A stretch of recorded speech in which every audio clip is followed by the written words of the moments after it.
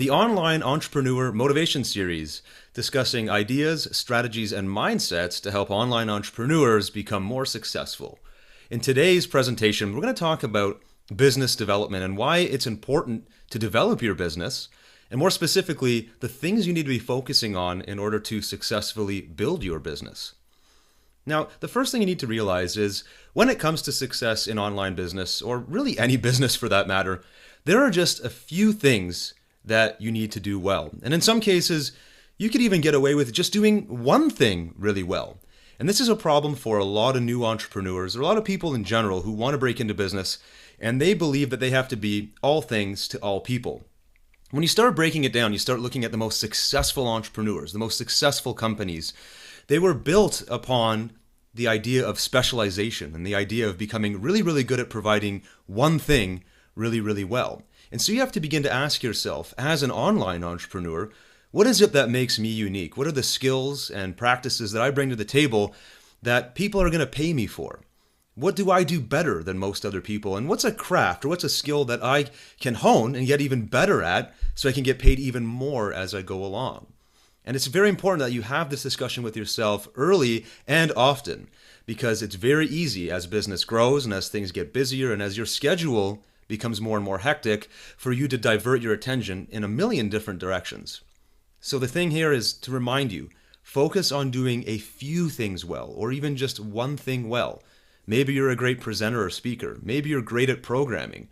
Maybe you have a knack for doing negotiations and putting teams together, or brokering deals between two different companies. It's really up to you to figure out what that special skill is that you bring to the table, and then just work on doing it really, really well and improving it all the time.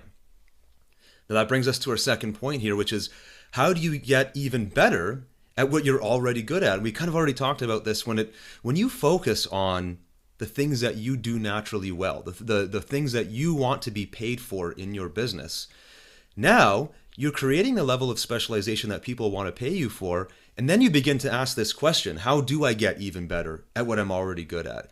What you're really saying when you ask this question is, how do I increase my capacity to get paid even more for this skill that I'm already naturally good at and that I'm already broadcasting myself as an expert in, and people are already coming to me for help. And maybe you're already getting paid good money to do whatever it is. How do you take it even further? How do you expand that skill and become even better at it? And then in turn, increasing the amount of money, the amount of revenue that you can generate through this skill. And it may seem counterintuitive that as you go deeper into one thing, there'll be, you might think there'll be less and less for me to do here, but actually it's the opposite. The more you focus on one particular skill, the more opportunity you see to grow and expand within inside of that skill. So again, going back to my example of presenting and speaking, once you get really, really good at one form of speaking, maybe you're a platform speaker and you're hired to speak at conferences, well, now you've perfected the art of speaking. You know how to connect with your audience. You know that you can keep people's attention and maybe even motivate them to action. Now you have all kinds of opportunities to take this to the webinar world or the online presentation world, or to become a presentation coach and teach other presenters how to do what you do. You get the idea. As you get better at what you're already good at, you'll increase your capacity to make more money. Here's another really important thing about business development, and it's the ability for you to separate business and emotion. And this is where a lot of entrepreneurs, especially newbie entrepreneurs, fall flat, because money gets involved and a lot of emotion can get involved when money gets involved into the equation. And it's very important for you to look at every situation. Maybe you're dealing with a customer who's just treating you disrespectfully, or maybe you're dealing with a partner or a former partner, or maybe you're working with outsourcers to provide you with some content or to provide you with some kind of material for your business. And they become an abrasive personality, or they're the kind of personality that you just don't get along with well naturally. It's very easy to become wrapped up emotionally, whether you feel like you've been ripped off for something you paid for, or whether you think you've been slighted by them in a respect fashion, you don't feel like they're respecting you. Base everything on making a decision that's effective for the business. Your job is to make sure your business stays alive. And separating your emotion from the business is very easy to do when you look at your business in this way. So if it comes time to let somebody go because they're not a good fit, you can strictly focus on, this is a business decision and my business is going to die if I don't make this decision. It's very easy to remove your emotion from it when you separate yourself from the business. Your job is to keep the business alive, and the more you let emotions come into the equation, the less effective you will be at making those often difficult decisions that will keep your business afloat. Here's another thing. The best business people are lifelong students. If you look at any successful entrepreneur, even the most celebrated people in the world right now that you might be reading biographies about, take a look at their daily regimen, their daily routine, and they are always learning. They're always studying. They're always pushing themselves. Often the most successful people you can read about are the most driven. These are the people getting up at 3 and 4 o'clock in the morning and working all hours of the day.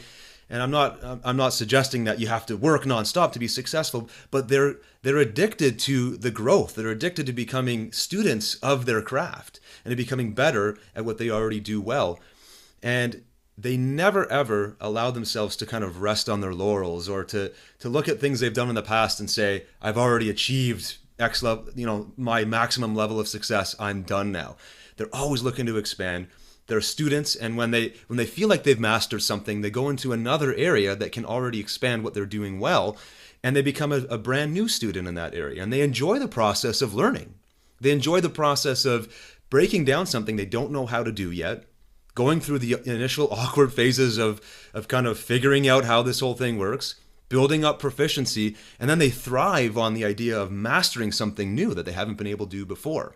And you need to be able to think that way in all areas of your business. So if there's something you've mastered and it's time to move on, what is another area of your business that you can now master that will make you more profitable? Next, you need to be able to find repeatable processes and systems. It's very easy to think of one project that you want to launch, and that makes you some money, and then you put it away and go on to something else. And each and every time, you're inventing the process. You're starting from scratch.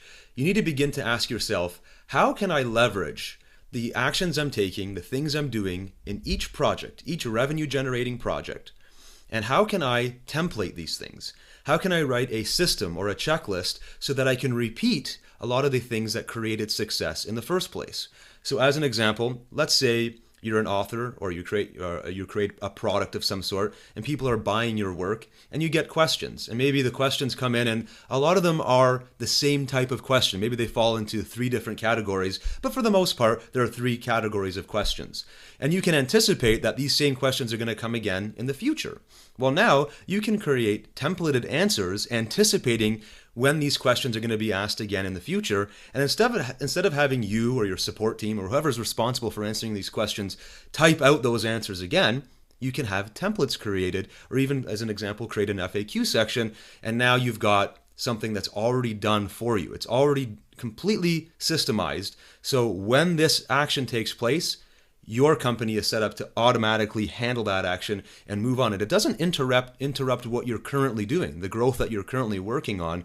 And the more you do this, the more you find processes and systemize things that you're already doing, the greater the asset base you build in your business and the more money you're going to be able to make because you're handling more things.